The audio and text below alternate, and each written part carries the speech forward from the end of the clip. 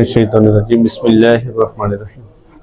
শহীদ কাফেলা বাংলাদেশ জামাত ইসলামী ঢাকা মহানগর উত্তর বাড্ডা পশ্চিম থানার গভীরপাড়া ওয়ার্ড কর্তৃক আয়োজিত আজকের এই সহযোগী সমাবেশে উপস্থিত সম্মানিত ওয়ার্ডের বাইতুল সম্পাদক হারুন লিটন ভাই আছেন উপস্থিত, আমাদের বাড্ডা পশ্চিম থানা কর পরিষদের অন্যতম সদস্য এবং আমাদের পেশাজীবী ওয়ার্ডের সম্মানিত সভাপতি আমাদের নূর হোসেন ভাই, ওয়ার্ডের অন্যান্য নেতৃবৃন্দ এবং প্রাণপ্রিয় উপস্থিতি, আসসালামু আলাইকুম ওয়া রাহমাতুল্লাহি ওয়া বারাকাতুহু।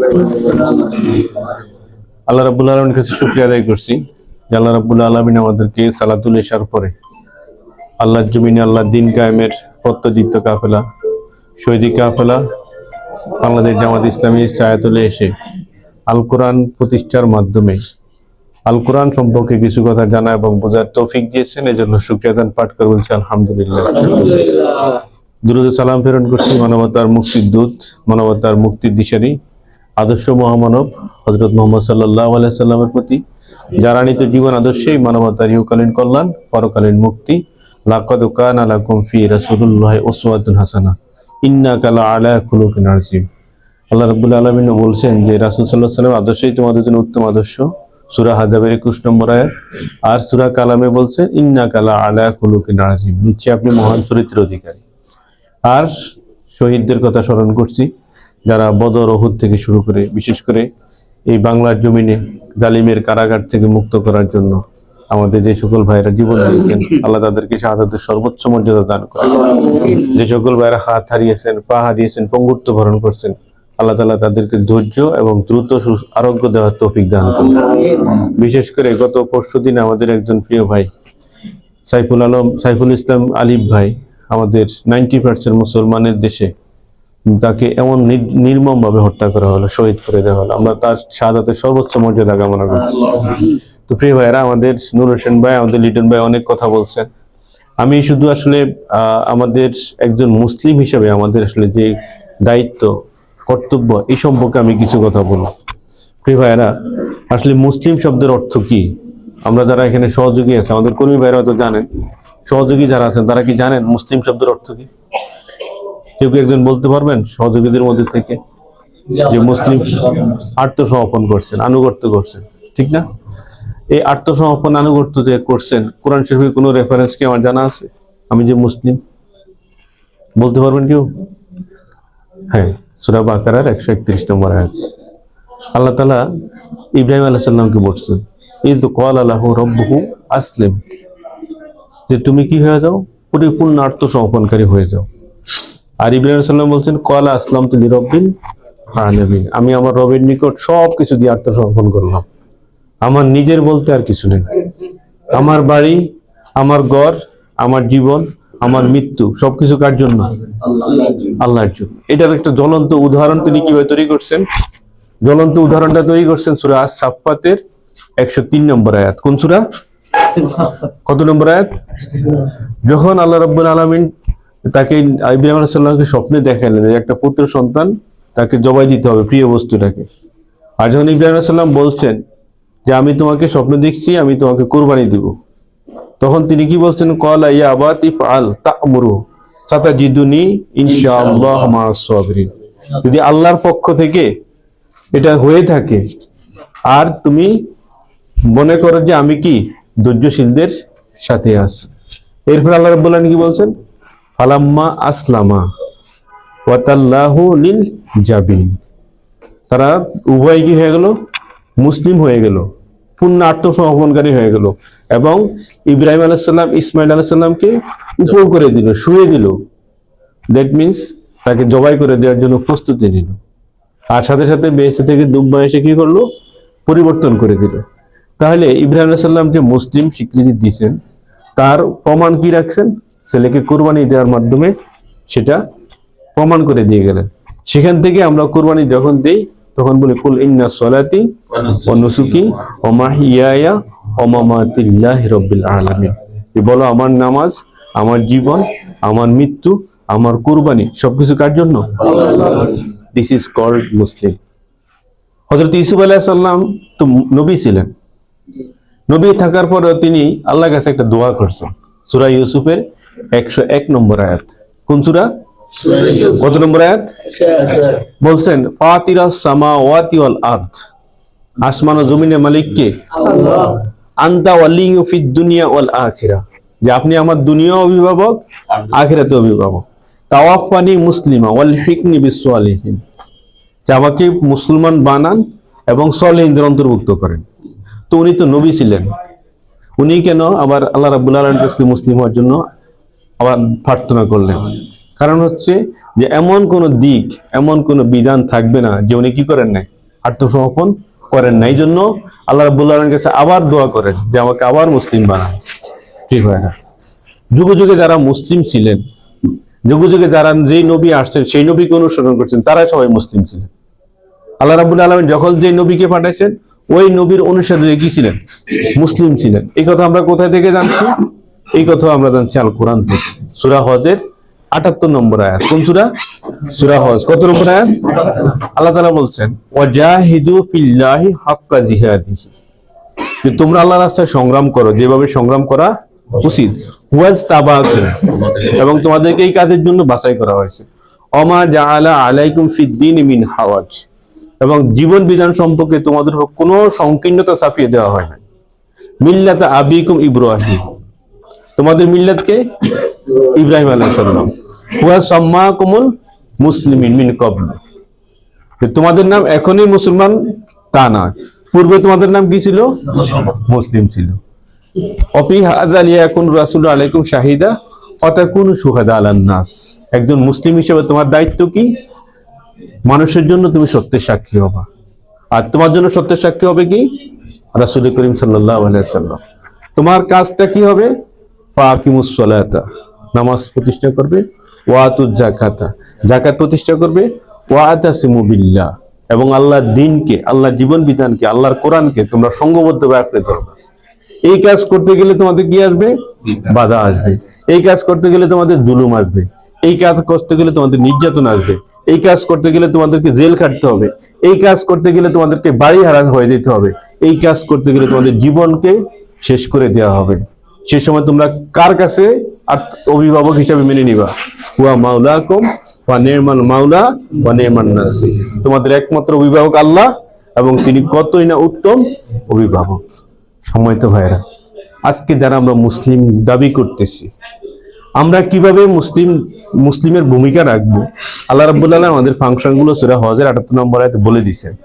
আরো সুন্দর করে বলে দিয়েছেন সূরা বাকারার ২০৮ নম্বর আয়াতে। কোন সূরা? কত নম্বর আয়াত? আল্লাহ তাআলা বলছেন ইয়া আইয়ুহাল্লাযীনা আমানু উদখুলু ফিস সিলমি কাফা, হে ঈমানদারগণ। কাদেরকে বলছেন? উদখুলু ফিস সিলমি কাফা, তোমরা পরিপূর্ণ ইসলামে প্রবেশ করো। ওয়ালা তাত্তাবিউ খুতুওয়াতিশ শাইতান, তোমরা শয়তানের পথ অনুসরণ করো না। এই পরিপূর্ণভাবে ইসলামে প্রবেশ করতে গেলে তোমাদের প্রথম প্রিভেনশনটা ফ্রম শয়তান। এই প্রথম প্রিভেনশনটা শয়তান থেকে আসবে, প্রথম বাধাটা শয়তান থেকে আসবে। তার অনুসরণ তোমরা কি করো না? করো না। ওয়ালা তাত্তাবিউ খুতুওয়াতিশ শাইতান ইন্নাহু লাকুম আদুউম মুবিন, এবং সে হচ্ছে তোমাদের প্রকাশ্য শত্রু। শত্রুর কাজটা কি?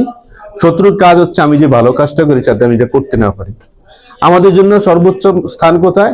জান্নাত। এই জান্নাতে আমরা যাতে যেতে না পারি, এই জন্য প্রথম বাধাটাকে শয়তান। কারণ সে সূরা আরাফে ১৭ নম্বর আয়াতে আল্লাহ তাআলা বলছেন শয়তান মানুষের কাছে চ্যালেঞ্জ করছে। কি চ্যালেঞ্জ করছে? যে আমি তোমাদেরকে ডান দিক থেকে বাধা দিব, বাম দিক থেকে বাধা দিব, সামনে থেকে দিব, পিছন থেকে দিব।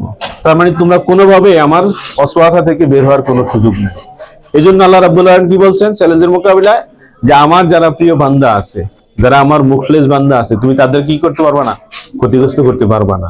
এই জন্য শয়তান মানুষের শিরা উপশিরা পর্যন্ত কি করতে পারে? বুঝতে পারে। আপনি নামাজে দাঁড়াইছেন, সেখানে শয়তান আপনার কি করতেছে? অসওয়াসা দিচ্ছে। আপনি যত বড় ইমানদার হবেন তত বড় শয়তান আপনাকে কি করবে? ধোঁকা দিবে। তাহলে আমাদের প্রথম শত্রুটা হচ্ছে কি? শয়তান। আর আমরা মুসলিমের দায়িত্ব কিভাবে পালন করতে হবে? আংশিকভাবে না পূর্ণভাবে? যদি পূর্ণভাবে আমাদেরকে মুসলিম পালন করতে বলা হয়ে থাকে, আমরা কি আজকে পূর্ণভাবে মুসলিম হতে পারছি? আমরা কি আজকে পরিপূর্ণভাবে আত্মসমর্পণকারী হতে পারছি? আজকে আমরা যে ঘোষণা দিয়ে, কালিমার ঘোষণা দিয়ে আমরা মুসলিম দাবি করতেছি, এই কালিমার অর্থ আমাদের নূর হোসেন ভাই চমৎকার ভাবে বলছেন যে লা ইলাহা ইল্লাল্লাহ, এর মানে হচ্ছে যে আল্লাহ ছাড়া কোনো ইলাহ নাই। আল্লাহ এই ইলা শব্দের অর্থ কি? এই ইলা শব্দের অর্থ হুকুমদাতা, এই ইলা শব্দের অর্থ বিধানদাতা, এই ইলা শব্দের অর্থ জীবনদাতা, এই ইলা শব্দের অর্থ রিজিক দাতা। এই ইলা শব্দের অর্থ হলো every kinds of activities depends on ইলা।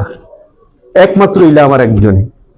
কিন্তু বাস্তব জীবনে আমি এসে যদি মিলাই, রাজনীতির ক্ষেত্রে আমার এক ইলা, অর্থনীতির ক্ষেত্রে আমার এক ইলা, সংস্কৃতির ক্ষেত্রে আমার এক ইলা, আর শিক্ষা ব্যবস্থা আমার আরেক ইলা, মসজিদ আর মাদ্রাসার মধ্যে আমি এক ইলাকে পালন করতেছি। আমি যখন মারা যাই, আমার লাশটা যখন কবরে শোয়ায়, তখন বলছি বিসমিল্লাহ আলা মিল্লাতে রাসূলুল্লাহ, যে আল্লাহ রোগটা আপনার রাসূল আনুগত্য করতো, রাসূলকে অনুসরণ করতো, তাকে রাসূলের দলভুক্ত করে। অথচ সে জীবিত থাকা অবস্থায় যতগুলা মিছিল করছে, যতগুলা মিটিং করছে, যতগুলা কাজ করছে, সবগুলা কাজ করছে আল্লাহ রাসূলের বিরুদ্ধে। আর মারা যাওয়ার পরে মরা লাশটা আল্লাহ রাব্বুল আলামিন গ্রহণ করবেন। আল্লাহ রাব্বুল আলামিন কি ঠেকছেন? সময় তো ভাইরা, এই জন্য সূরা আসর আল্লাহ তাআলা বলছেন ওয়াল আসর ইন্নাল ইনসানা লাফি খুসর। সময়ের কসম, মানুষ বড়ই কি আছে? ভুলের মধ্যে আছে। কারা ব্যতীত? ইল্লাল্লাযিনা আমানু ওয়া আমিলুস সালিহাত ওয়া তাওয়াসাউ বিল হাক্কি ওয়া তাওয়াসাউ বিস সবর। যারা আমলে সালেহ করে এবং মানুষকে কি করে? কল্যাণের দিকে ডাকে, তারা ব্যতীত বাকিরা সবাই কি আছে? ক্ষতিগ্রস্তদের মধ্যে অন্তর্ভুক্ত আছে। প্রিয় ভাইরা, আজকে যদি আমরা আমাদের জীবন নিয়ে পর্যালোচনা করি, আমরা কতটুকু মুসলমানের দায়িত্ব পালন করতেছি? আজকে আমি আমার রবের জন্য কতটুকু সময় ব্যয় করছি? আজকে ফজরের নামাজটা আমি জামাতে পড়তে পারছি কিনা? আজকে আমি কোরআন তেলাওয়াত পড়ছি কিনা? কোরআন হাদিস পড়ছি কিনা? আজকে আমি যা পড়ছি তা কি মানুষের কাছে বলছি কিনা, প্রকাশ করছি কিনা? আজকে অসংখ্য মানুষ ইসলাম থেকে দূরে সরে যাচ্ছে। অসংখ্য তরুণ প্রজন্ম দিন দিন ইসলাম থেকে ডাইভার্ট হয়ে যাচ্ছে। আমি যে মুসলিম হিসেবে নিজেকে দাবি করতেছি, আমার কথার সাথে কাদের কোনো মিল আছে কিনা? এই জন্য আল্লাহ রাব্বুল আলামিন সূরা আস-সাফে বলছেন 4 নম্বর আয়াতে, কাবুরা মাকতান ইনদাল্লাহি আন তাকুলু মা লা তাফআলুন। তোমরা এমন কথা বলো না যেটা নিজেরা করো না। সময় তো ভাইরা, আজকে যারা আমরা নিজেদেরকে মুসলমান দাবি করে মনে করতেছি যে আমি 5 ওয়াক্ত নামাজ পড়ার মাধ্যমে আমার দায়িত্ব শেষ, আমি তো মুসলমানের ঘরে জন্ম নিছি। ভাই, মুসলমানের ঘরে জন্ম নিলে কি মুসলমান হওয়া যায়?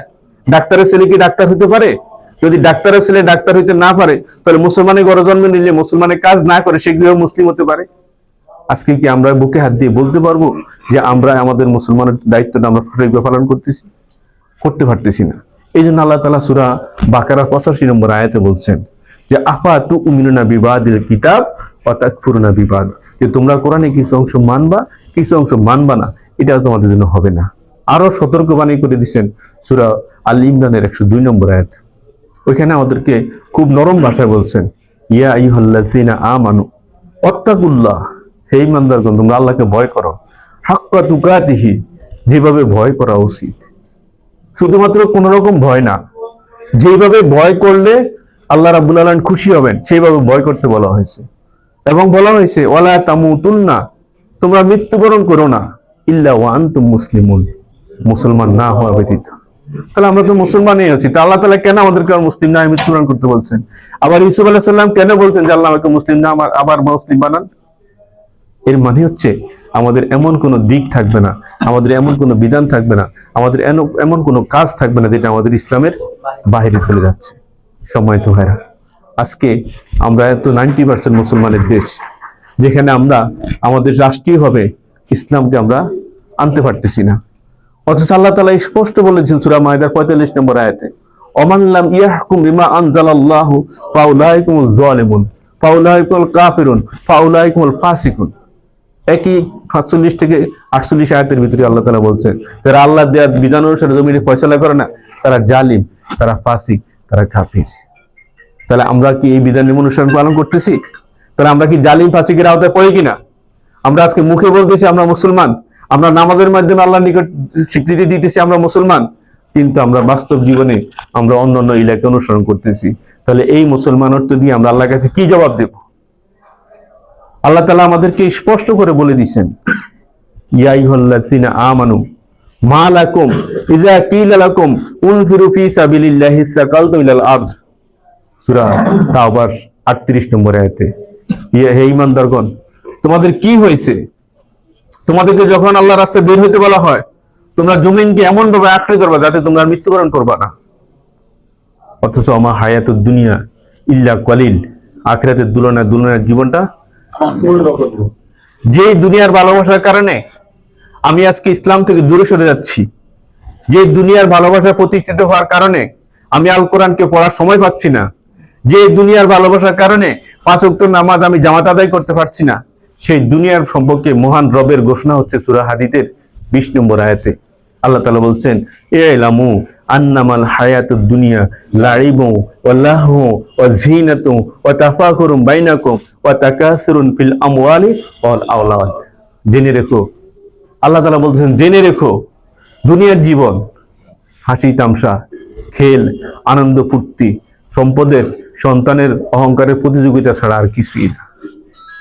কামাসালি গায়সিন আজাবাল কুফারা নাবাতুহু সুম্মা ইয়াহিজু ফাদারাহু মুসফাররান সুম্মা ইয়াকুনু হুতামা। উদাহরণ দেওয়া হয়েছে একজন কৃষকের সাথে। যখন ফসলাদি সবুজ হয় তখন তার মনটা কি হয়ে যায়? প্রফুল্ল হয়ে যায়। সবুজ থেকে যখন এটা হলুদ হয় এরপর এটা কি হয়ে যায়? হুতামা, ভূষিতে রূপান্তরিত হয়ে যায়। আজকে আমাদের মুরব্বী দাড়ি পাকা হয়ে গেছে, আমাদের বাপ দাদারা কি হয়ে গেছেন? চলে গেছেন। তারা কি আর ফিরে আসছেন? তার মানে তারা কি হয়ে গেছেন? ভূষি হয়ে গেছে। অফিল আখিরাতে আযাবুন শাদীদ, আখিরাতে আছে কঠিন আযাব।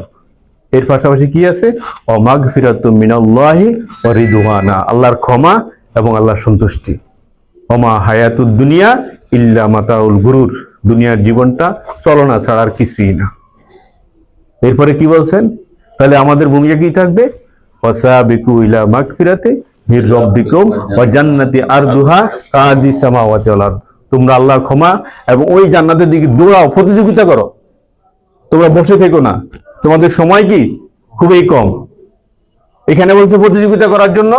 আবার সূরা আল ইমরানের 133 নম্বর আয়াতে বলছেন ওয়াসারিউ ইলা মাগফিরাতি মির রাব্বিকুম, তোমরা আল্লাহর ক্ষমার দিকে দৌড়াও। কারণ কি? আমরা জানি না আমাদের মৃত্যু কখন হবে। এই জন্য সূরা জুমার 9 নম্বর আয়াতে বলছেন কুল ইন্নাল মাউতাল্লাযী তাফিরুনা মিনহু, যে তোমরা এই যে মৃত্যু থেকে পলায়ন করতেছো, এই মৃত্যু তোমাদেরকে ঘায়েল করবেই। ওদের দৌড়ানোর কোনো সুযোগ, পালানোর কোনো সুযোগ নাই। সময়ত ভাইরা, আমি যদি আর একটু শক্তভাবে বলি, আমার কথা না, আল কোরআনের কথা বলবো কিনা? সূরা তাওবার সেই 24 নম্বর আয়াত।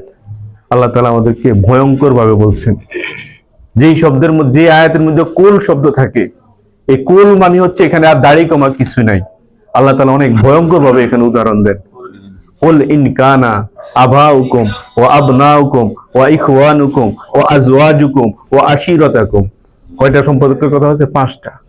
আবাউকুম হলে বাবা মা, ওয়া আবনাউকুম হলে পিতা সন্তান, ওয়া আবনাউকুম ওয়া ইখওয়ানুকুম ভাই বোন, ওয়া আজওয়াজুকুম স্ত্রী, ওয়া আশিরাতাকুম আত্মীয় স্বজন। এর বাইরে আমরা কেউ আছি? এরপরে বলছেন ওয়া আমওয়ালুন ইকতারাফতুমুহা ওয়া তিজারাতুন তাকশাউনা কাসাদাহা ওয়া মাসাকিনু তারদাউনাহা। ওই ব্যবসা যেটা তোমরা মন্দ হওয়ার ভয় করো, ওই অর্থ সম্পদ যেটাকে তোমরা হারানোর ভয় করো, ও মাসাকিনু তারদাউনাহা, ওই ঘর যেই ঘরকে তোমরা খুব বেশি ভালোবাসো। এই 8টা সম্পদের বাইরে আমরা কেউ আছি? যিনি সৃষ্টি করছেন তিনি তো জানেন আমাদের দুর্বলতা কোথায়। এই জন্য উনি সতর্ক করে দিয়েছেন যে আহাব্বা ইলাইকুম মিনাল্লাহি ওয়া রাসূলিহি ওয়া জিহাদি ফি সাবিলিহি। এই তোমরা যদি এই 8টা জিনিসকে 3টা জিনিসের উপর গুরুত্ব দাও, আহাব্বা ইলাইকুম মিনাল্লাহি, আল্লাহ, আল্লাহ রাসূল এবং জিহাদ ফি সাবিলিল্লাহ, ফাতারাব্বাসু, অপেক্ষা করো, হাত্তা ইয়াতিল্লাহি বিআমরি, আল্লাহর নির্দেশের। আল্লাহু লা ইয়াহদিল কওমাল ফাসিকিন, আল্লাহ ফাসিকদের কখনো হিদায়াত দান করেন না। তাহলে আমরা এই 8টা জিনিসকে কি 3টা জিনিসের উপর গুরুত্ব দিচ্ছি? আজকে আল্লাহ রাসূলকে গালি দেওয়া হচ্ছে, আমার ভিতরে কি তাড়না কাজ করতেছে? আল্লাহর আমাদের সংবিধান থেকে বিসমিল্লাহ সরিয়ে দিচ্ছে, আমার কি বিবেক কাজ করতেছে? 90% মুসলমানের দেশে কোরআনের কথা বলতে পারি না। আমার সামনে চলে আসে জাতীয়তাবাদ, আমার সামনে চলে আসে ধর্মনিরপেক্ষ মতবাদ, আমার সামনে চলে আসছে সমাজতন্ত্র। আমি মনে করছি জাতীয়তাবাদ দেশে শান্তি আনবে, আমি মনে করছি ধর্মনিরপেক্ষতা দেশে শান্তি আনবে, কিন্তু মানব রচিত কোনো মতবাদ শান্তি আনতে পারে নাই। এই জন্য আল্লাহ রাব্বুল আলামিন সূরা আস-সাফের 9 নম্বর আয়াতে বলছেন, আমাদের ভাই যেটা বলছেন যে হুয়াল্লাযী আরসালা রাসূলাহু বিল হুদা ওয়া দীনিল হক লিইয়ুযহিরাহু আলা দীনি কুল্লিহি ওয়ালাউ কারিহাল মুশরিকুন ওয়ালাউ কারিহাল কাফিরুন ওয়া কাফা বিল্লাহি শাহিদা। সূরা সাফের 9 নম্বর আয়াত, সূরা তাওবা 33 নম্বর আয়াত, সূরা ফাতার 28 নম্বর আয়াত। তিনি সেই সত্তা যিনি তার রাসূলকে দুনিয়া পাঠিয়েছেন সত্য জীবন বিধান সহকারে। ও দীনিল হক, এর উপরে কোনো সত্য নাই। এই সত্যটা কি? আল কোরআন। এই কাজটা হবে কি? মানব রচিত সকল মতবাদের উপর বিজয়ী করা। এরপরে আল্লাহ রাব্বুল আলামিন আল্লাহ রাসূলকে আরো সুন্দর করে বলছেন যে এটা শুধু আপনার দায়িত্ব তা না, আপনার পরে যত নবী রাসূল আসছিলেন আপনার আগে সবারই একই দায়িত্ব ছিল। কোথায় থেকে জানছি? সূরা আশ-শূরা 13 নম্বর আয়াত থেকে জানছি। আল্লাহ তাআলা স্পষ্ট করে দিয়েছেন যে শারআ লাকুম মিনাদ-দীন মা ওয়াসা বিহি নূহা ওয়াল্লাতী আওহাইনা ইলাইকুম ওয়া মা ওয়াসাইনা বিহি ইব্রাহিমা ওয়া মূসা ওয়া ঈসা আন আকিমুদ-দীন ওয়া লা তাতাফাররাকু ফি। যে হে রাসূল, এই জীবন বিধান শুধু আপনাকে দেওয়া হয়েছে তা না, আপনার পূর্বে যত নবী রাসূল আসছেন সবারই একই দায়িত্ব ছিল। নূহ আলাইহিস সালাম, মূসা আলাইহিস সালাম, ইব্রাহিম আলাইহিস সালাম, ঈসা আলাইহিস সালাম, আন আকিমুদ-দীন, এই জীবন বিধানকে কি করো? প্রতিষ্ঠা করো। ওয়ালা তাতাফাররাকু ফি, এবং সেখানে কোনো বিভেদ তৈরি করো না। সম্মানিত ভাইরা, আজকে আপনাদের কাছে আমাদের একটি আহ্বান, সেটা হচ্ছে বাংলাদেশ জামাত ইসলামী আসলে আল্লাহর বিধানকে এই সমাজে কায়েম করতে চায়। সকল মানব রচিত মতবাদকে উৎখাত করে আল্লাহর জমিনে আল্লাহর বিধানটাই প্রতিষ্ঠিত হোক, এটাই জামাত ইসলামের কাজ। কারণ আল্লাহ তাআলা বলছেন ওয়ালিল্লাহি মা ফিস সামাওয়াতি ওয়াল আরদ ওয়া ইলাল্লাহি তুরজাউল উমুর। আসমান ও জমিনের মালিক কে? আর তার দিকে আমাদের কি করতে হবে? ফিরে যেতে হবে। অতএব সকল কিছুর বিধানের দাতা হচ্ছেন তিনি। তার বিধানকে আমাদের সমাজে কায়েম করার জন্য আমাদেরকে পাঠিয়েছেন। আর আমি এখন অন্যদিকে যাই, ছুটাছুটি করি, আমার কোনো কাজ হবে না। কারণ আমার জীবন বিধান কি? ইন্নাদ-দীনা ইনদাল্লাহিল ইসলাম। আমার জীবন বিধান হচ্ছে একমাত্র ইসলাম। আর এবং ইসলাম ছাড়া অন্য কিছু যদি আমি তালাশ করি, সেক্ষেত্রে আমার শাস্তি কি হবে? সূরা আল ইমরানের 85 নম্বর আয়াতে বলছেন ওমান ইয়াবতাগি গায়রাল ইসলামাদ দীনা ফালা ইউকবালা মিনহু। যদি তুমি ইসলাম ছাড়া অন্য কিছু তালাশ করো তাহলে তোমাদের গ্রহণযোগ্য করা হবে না এবং তোমাদেরকে আখিরাতে কঠিন শাস্তি দেওয়া হবে। সিদ্ধান্ত এখন আমার। আমার যদি ঈমানদার হয়ে থাকি তাহলে আমার জীবন বিধান ইসলাম, আমি মুসলিম। এই জীবন বিধানকে সমাজে নামাজ যেমন আমার উপর ফরজ, এই জীবন বিধানকে প্রতিষ্ঠা করা আমার উপর কি? বড় ফরজ। আমরা কি এই জীবন বিধান প্রতিষ্ঠার সংগ্রামে অংশ নিতে রাজি আছি ইনশাআল্লাহ? যদি আমরা জীবন বিধানের সংগ্রামে অংশ নিতে রাজি হয়ে থাকি তাহলে আমাদেরকে সিদ্ধান্ত নিতে হবে। কিসের সিদ্ধান্ত? যে আমরা আর এক দিনের জন্য এই জীবন বিধান প্রতিষ্ঠা সংগ্রাম থেকে দূরে সরে যাব না।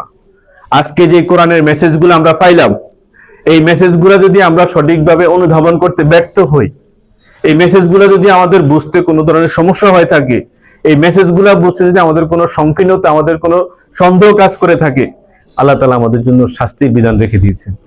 এক নম্বর শাস্তি হচ্ছে সূরা তাওবার 39 নম্বর আয়াতে বলছেন যে ইল্লা তানফিরু ইউআযিবুকুম আযাবান আলিমা ওয়া ইয়াস্তাবদিল কওমান গায়রাকুম ওয়া লা তাদুরু শাইয়্যা।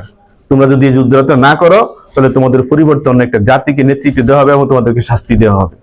তোমরা আল্লাহ কিছুই করতে পারবা না। এক নম্বর শাস্তি আল্লাহ আমাদেরকে শাস্তি দিবেন। দুই নম্বর শাস্তি হলো আমাদের নেতৃত্বকে আমাদের কাছ থেকে কেড়ে নিবেন, যেটা এখন নেওয়া হচ্ছে। দুই নম্বর হচ্ছে সূরা তহার 124 নম্বর আয়াতে কি বলছেন? ওমান আরাদা আন যিকরি ফা ইন্না লাহু মাঈশাতান দানকা ওয়া নাহশুরুহু ইয়াওমাল কিয়ামাতি আ'মা। যারা আল্লাহর জিকির থেকে দূরে সরে যায়, আল্লাহ তাদের হৃদয়টাকে সংকীর্ণ করে দেন এবং কিয়ামতের দিন তাদেরকে অন্ধকারে উঠানো হবে। তখন বান্দা বলবে ক্বালা রাব্বি লিমা হাশারতানি আ'মা, আমাকে কেন অন্ধকারে উঠানো হলো? আমি তো চক্ষুষ্মান ছিলাম। তখন আল্লাহ বলবে ক্বালা তাতকা আয়াতুনা ফানাসিতাহা ইয়াওমা আলাইকা তুনসা। যখন আমার আয়াত তোমার কাছে গেছে, তখন যেভাবে তুমি আমাকে ভুলে গেছো, আমি আজকে তোমাকে সেভাবে ভুলে যাচ্ছি। প্রিয় ভাইরা, ফামান ইয়ামাল মিসকালা যাররাতিন খায়রান ইয়ারা ওয়া মান ইয়ামাল মিসকালা যাররাতিন শাররান ইয়ারা। সিদ্ধান্ত আপনার। আমাদের কাজ হচ্ছে মেসেজ দেওয়া। আমরা আমাদের এই দায়িত্ব পালন করতে থাকবো। আমরা মানুষকে আল্লাহর দিকে ডাকবো, আমরা মানুষের নামাজের দিকে ডাকবো, আমরা তাকে কোরআনের দিকে ডাকবো। এটাকে যদি আপনারা রাজনীতি মনে করেন, এটাই আমাদের রাজনীতি। আমাদের রাজনীতি হচ্ছে মানুষ গড়ার রাজনীতি, আমাদের রাজনীতি হচ্ছে সত্য প্রতিষ্ঠার রাজনীতি, আমাদের রাজনীতি হচ্ছে সৎ, যোগ্য, তাকওয়াবান লোক তৈরির রাজনীতি। যদি আপনারা আমাদেরকে সহযোগিতা করে থাকেন তাহলে আমরা ইনশাআল্লাহ পরবর্তী কথা বলবো। আর যদি সহযোগিতা না করেন, আমাদের দায়িত্ব আমরা পালন করলাম, সিদ্ধান্ত এখন আপনাদের। কে ভাইরা, সবশেষ আমি যে কথা বলে শেষ করব, যারা বাংলাদেশ জামাত ইসলামীতে অংশগ্রহণ করেন, এখানে আপনাদের সহযোগী যে ভাইরা আছেন, আমার কথা তো আপনারা মোটামুটি বুঝতে পারছেন। এখন বুঝতে পারার মাধ্যমে আপনারা কি আমাদেরকে সহযোগিতা করবেন না নিজেরা কাজ করবেন? ইনশাআল্লাহ সহযোগিতা। নিজেরা কাজ করবেন না সহযোগিতা করবেন? আচ্ছা, যারা সহযোগিতা করে আর যারা কাজ করে ডিফারেন্সটা কি? যেমন হযরত হামজা রাদিয়াল্লাহু আনহুর ভূমিকা আর হযরত ওমর রাদিয়াল্লাহু আনহুর ভূমিকা, আবু বকর রাদিয়াল্লাহু আনহুর ভূমিকা আর আবু তালিবের ভূমিকা কি এক হবে? না। আবু তালিব কি করছেন? আল্লাহ রাসূলকে সহযোগিতা করছেন। আর হামজা রাদিয়াল্লাহু আনহু কি করছেন? জীবন দিয়ে দিয়েছেন। ওমর ফারুক রাদিয়াল্লাহু আনহু কি করছেন? জীবন দিয়ে দিয়েছেন। আর হযরত আবু বকর রাদিয়াল্লাহু আনহু কি করছেন? জীবন দিয়ে দিয়েছেন। তাহলে ওনাদের ভূমিকা, সহযোগীর ভূমিকা কি হবে? আজকে যারা আপনারা মেসেজটা পাইছেন তারা আমাদেরকে সহযোগিতা করবে, কিন্তু আল্লাহর কাছে মর্যাদাবান কারা? আল্লাযিনা আমানু ওয়া হাজারু ওয়া জাহাদু ফি সাবিলিল্লাহি বিআমওয়ালিকুম ওয়া আনফুসিকুম উলাইকা আযমু দারাজাতান ইনদাল্লাহ। আল্লাহর নিকট আল্লাহ বলতেছেন যে আল্লাহর রাস্তায় আল্লাহর প্রতি ঈমান আনছে, আল্লাহর রাস্তায় হিজরত করছে, আল্লাহর রাস্তায় মাল এবং সংগ্রাম দিয়ে জিহাদ করছে, তারাই হচ্ছে আল্লাহর নিকট সর্বাধিক মর্যাদাবান। তাহলে সর্বাধিক মর্যাদাবান কি আপনারা হতে চান না? কে কে হতে চান না? আলহামদুলিল্লাহ, সবাই হতে চান। এই সবাই হতে চাইলে আমাদেরকে হার্ড ডিটারমিনেশন নিতে হবে। 1 নম্বর ডিটারমিনেশনটা একটা নিতে হবে যে আমি আজকে থেকে 5 ওয়াক্ত নামাজ জামাতে পড়ার চেষ্টা করব। ইনশাআল্লাহ। 2 নম্বর ডিটারমিনেশন নিতে হবে যে আমি কোরআন সহি শুদ্ধ করে পড়ার জন্য আমার চেষ্টা অব্যাহত রাখবো। 3 নম্বর ডিটারমিনেশন নিতে হবে যে আমি কোরআনকে অধ্যয়ন করব, নট অনলি পড়া। কারণ আল্লাহ রাব্বুল আলামিন বলছেন সূরা মুহাম্মদের 24 নম্বর আয়াতে, আফালা ইয়াতাদাব্বারুনাল কুরআনা আম আলা কুলুবিন আকফালুহা, যে তোমাদের কি হয়েছে, তোমরা কেন কোরআন নিয়ে চিন্তা করো না, গবেষণা করো না, তোমাদের হৃদয়টা কি তালা মেরে দেওয়া হয়েছে? আর কত ভয়ঙ্কর ভাবে বলবেন। তাহলে আমাদের কি করতে হবে? কোরআন অধ্যয়ন করতে হবে। এরপরে হচ্ছে আমরা যা অধ্যয়ন করলাম, আমরা যা বুঝলাম সেটা মানুষের কাছে পৌঁছাই দিতে, অর্থাৎ দাওয়াতি কাজ করতে হবে।